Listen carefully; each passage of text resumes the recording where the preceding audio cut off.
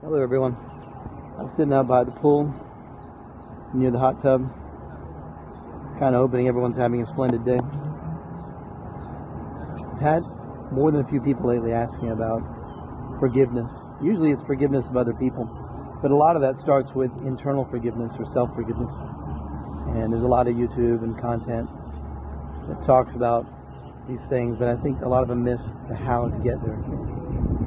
And it's part of your mental and emotional health. It's part of your relationship health. It's part of how you move through the world.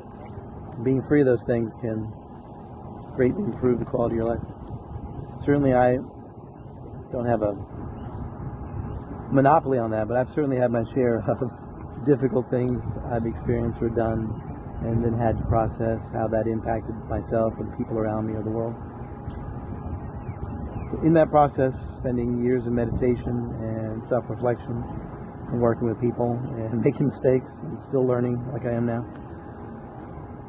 I came with repeated teachings from my masters and from self-discovery and experience. And what I learned was that when you're dealing with self-forgiveness, I find one of the first things I do is go back and look at myself and say, well, and it's usually true, I did the best I could at the time with the information I had and the awareness, the mental state I was in at that time.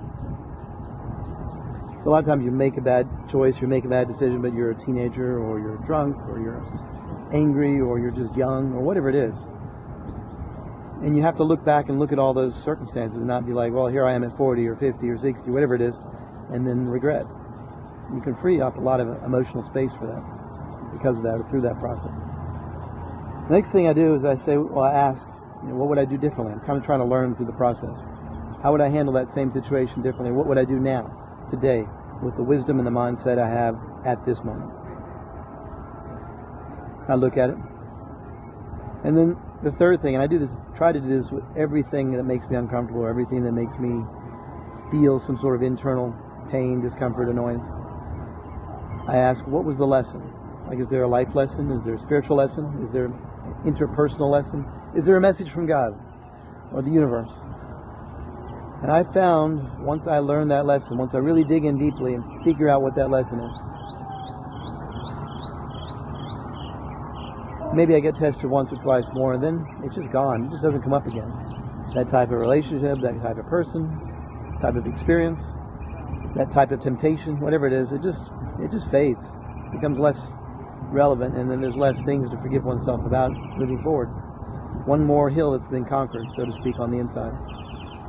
So that's my advice, and I hope it brings you some clarity and joy and happiness in your life and peace.